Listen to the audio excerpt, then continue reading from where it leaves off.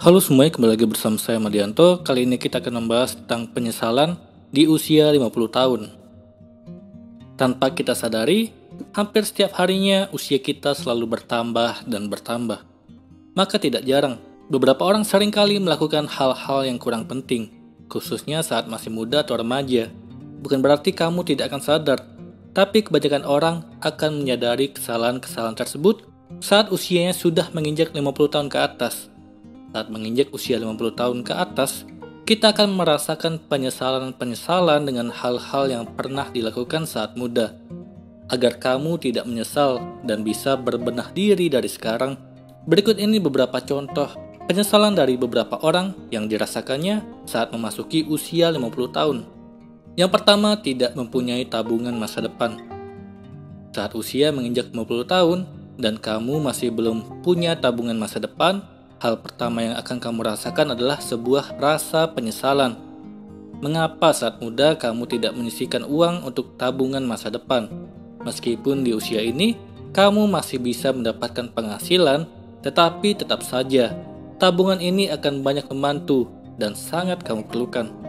Makanya saat masih muda dan masih produktif dalam bekerja, cobalah untuk menyisihkan penghasilan untuk ditabung dan jangan digunakan untuk hal-hal yang kurang bermanfaat.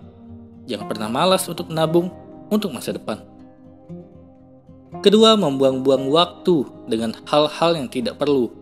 Sekarang ini kamu masih sering menggunakan waktu untuk hal-hal yang tidak bermanfaat. Apakah demikian? Percayalah, hal ini akan kamu sesali saat usia kamu sudah menginjak usia 50 tahun.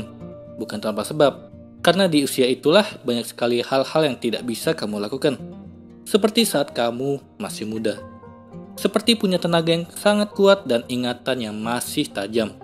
Makanya selagi kamu masih muda, cobalah untuk memanfaatkan waktu kamu dengan hal-hal yang bermanfaat, seperti bekerja keras, belajar sebanyak mungkin, membantu orang lain dan membuat bahagia orang-orang yang ada di sekitar kamu. Ketiga, tidak membiasakan hidup sehat dan tidak mengkonsumsi makanan yang sehat. Percaya atau tidak, saat usia menginjak 50 tahun ke atas, akan banyak sekali hal-hal kurang baik yang kamu rasakan pada tubuh, seperti mudah lemas, obesitas, hingga mudahnya terkena penyakit. Tentunya hal itu terjadi karena di saat usia muda kamu tidak membiasakan hidup sehat dan tidak mengkonsumsi makanan yang sehat.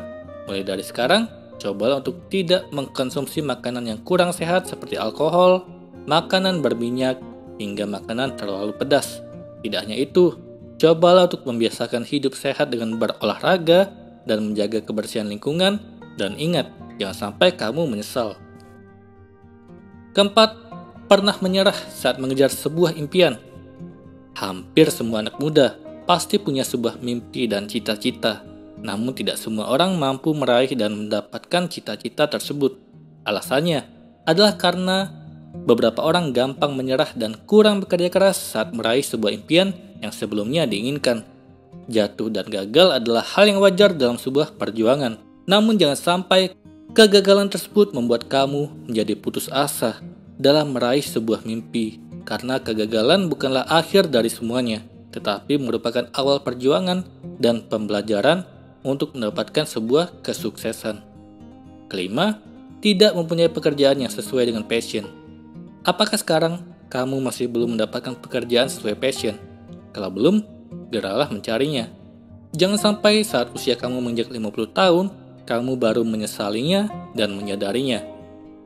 Mempunyai pekerjaan yang tidak sesuai dengan passion memang bukanlah akhir dari segalanya. Kamu bisa mencoba pekerjaan sampingan yang sesuai dengan passion kamu. Tentunya hal ini akan membuat kamu lebih bahagia dan tidak akan merasa terbebani saat bekerja sesuai dengan kesukaan. Jadi buatlah dirimu bahagia dan nyaman dengan pekerjaan yang kamu punya. Penyesalan memang akan selalu datang di akhir. Maka dari itu, manfaatkan masa muda dengan baik dari sekarang, supaya penyesalan tidak kamu rasakan terlalu banyak saat usia kamu menginjak 50 tahun. Kali ini kita akan membahas tentang kebiasaan boros yang harus kamu tinggalkan. Banyak orang yang sulit hidup hemat akibat kebiasaan buruk yang tak kunjung segera diatasi. Apakah saat ini kamu mengalami pengeluaran lebih besar ketimbang pendapatan? Coba perhatikan, Pos-pos mana saja yang paling banyak menguras biaya sebagai dampak negatif dari hidup boros tanpa perhitungan. Demi menekan pengeluaran bulanan dan memperoleh banyak uang sisa untuk menabung dan berinvestasi, setidaknya kenali kebiasaan boros yang harus ditinggalkan berikut ini. Yang pertama, boros listrik dan air. Menekan biaya pengeluaran bulanan dimulai dari menghilangkan kebiasaan buruk selama di rumah. Matikan perangkat elektronik ketika tidak lagi dipakai, seperti AC dan TV. Begitu pula matikan lampu di siang hari atau saat rumah kosong. Jangan remehkan biaya listrik karena sudah beberapa kali PLN menaikkan tarif yang semakin membebani. Dan ingat, saat ini semakin banyak perangkat elektronik yang memberikan kemudahan dan kenyamanan, membutuhkan konsumsi daya listrik yang besar. Mulai terapkan moto hemat energi, hemat listrik di rumah. Selain mematikan lampu di siang hari, pertimbangkan untuk mengganti lampu lama dengan jenis LED yang terbukti jauh lebih rendah konsumsi listrik. Kalau ingin beli peralatan elektronik baru, pilih yang tidak boros energi listrik. Selain hemat listrik, perhatikan juga pemakaian air. Jangan biarkan keran air terus terbuka selama berjam-jam. Meskipun sepele, pos listrik dan air sangat membebani kalau pemakaian tidak terkendali. Kedua, boros bensin. Pergi jalan-jalan naik sepeda motor atau mobil memang seru dan menyenangkan. Boleh saja menikmati petualangan berkendara, asalkan seminggu sekali sudah lebih dari cukup. Meski harga per liter BBM di Indonesia tidak semahal luar negeri, pemakaian tidak terkendali justru bisa berakhir dengan pemborosan. Banyak cara menekan pengeluaran BBM, entah itu berkendara sesuai tujuan, naik motor ketimbang mobil, ataupun beralih naik sepeda dan jalan kaki. Ketiga, gaya hidup online. Seiring kemajuan teknologi internet, semakin banyak orang mengikuti tren gaya hidup online, mencari hiburan semakin mudah dan menyenangkan. Nonton film cukup mengunjungi situs Amazon atau Netflix, sedangkan mendengarkan lagu bisa dengan Spotify ataupun lewat iTunes. Gaya hidup online semakin lengkap dengan kehadiran aplikasi game online di perangkat smartphone. Kini makin banyak orang yang meluangkan waktu untuk main game, bahkan tak segan membeli sejumlah perangkat game demi memuaskan hobi mereka. Inilah salah satu kebiasaan yang harus ditinggalkan bagi kamu yang menganggap ini bukanlah kebutuhan. Keempat, pengeluaran yang tidak perlu.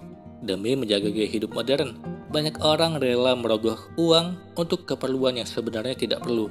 Entah itu perawatan salon, cuci sepeda motor atau mobil di salon kendaraan, terapi kecantikan, hingga TV kabel.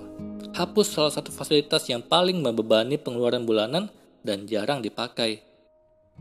Kelima, jajan. Semakin banyak tempat nongkrong yang bermunculan yang menawarkan makanan, minuman, dan jajanan yang menggoda selera. Sebaiknya tahan nafsu makan, jangan terlalu sering jajan atau beli makanan di luar rumah.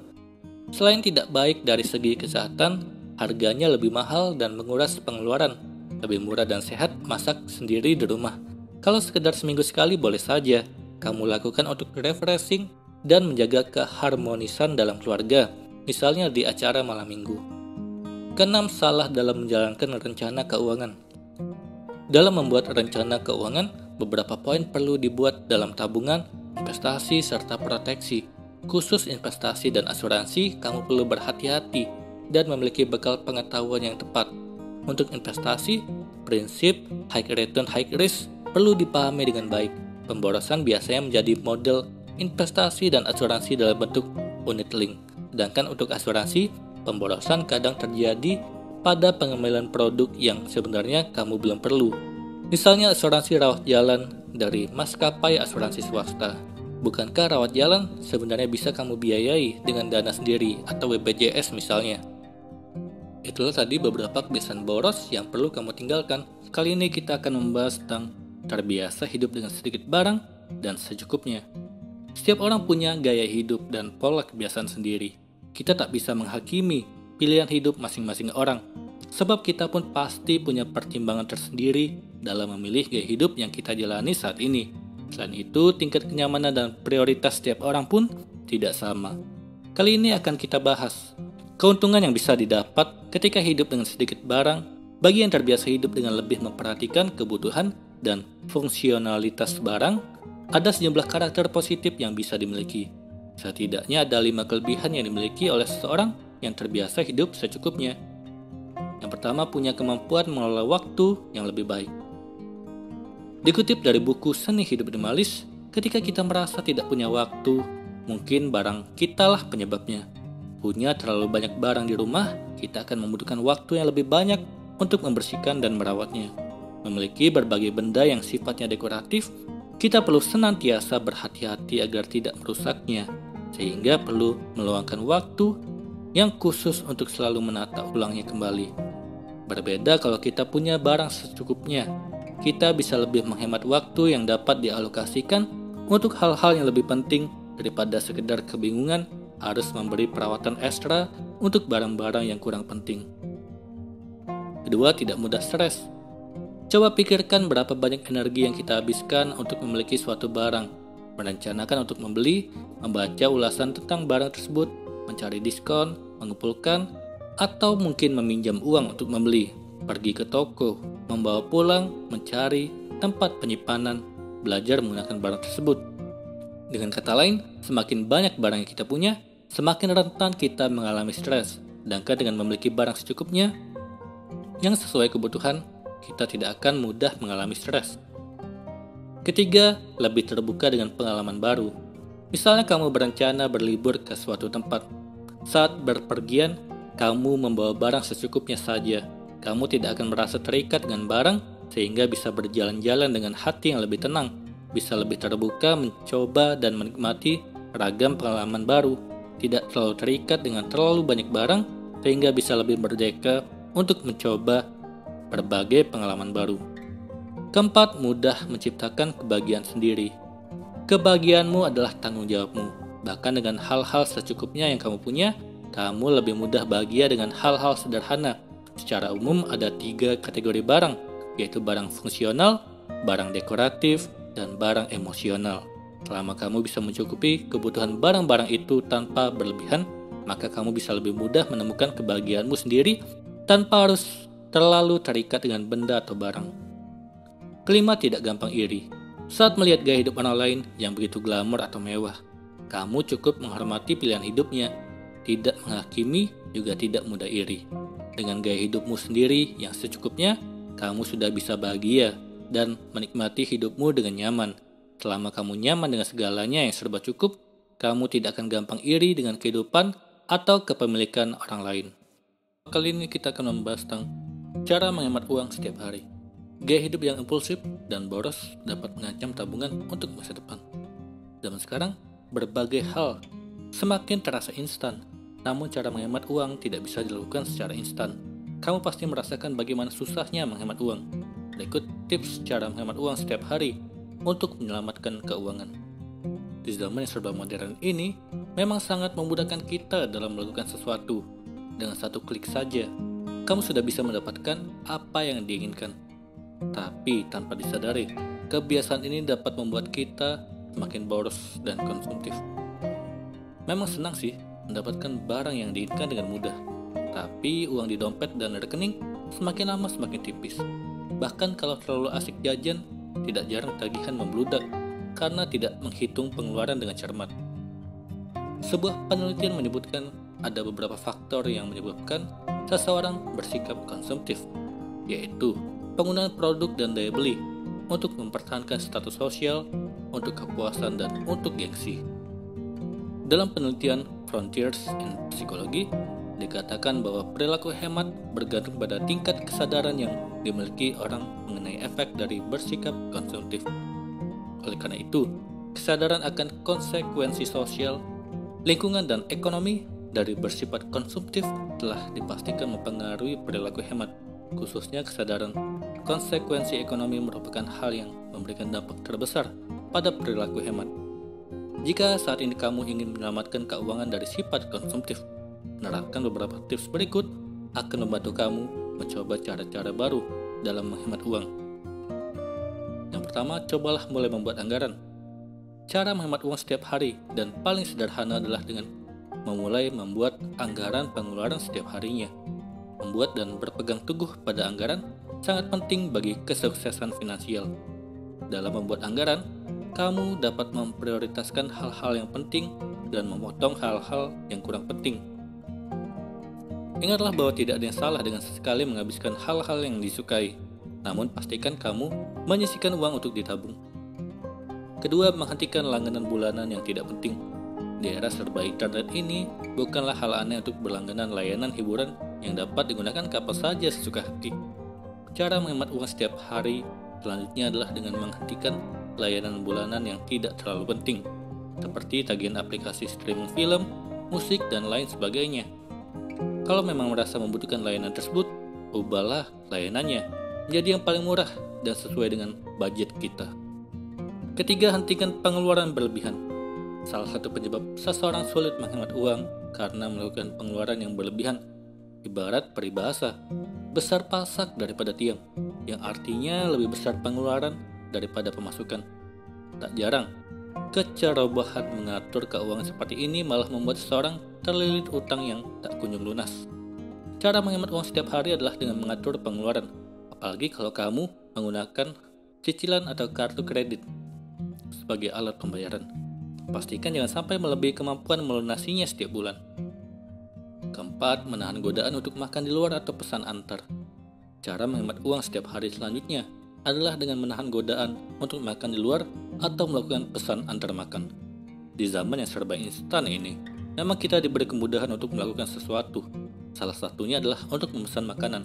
Hal ini merupakan salah satu jalan menuju keborosan. Lebih baik kamu menyempatkan diri untuk membawa bekal makanan dari rumah.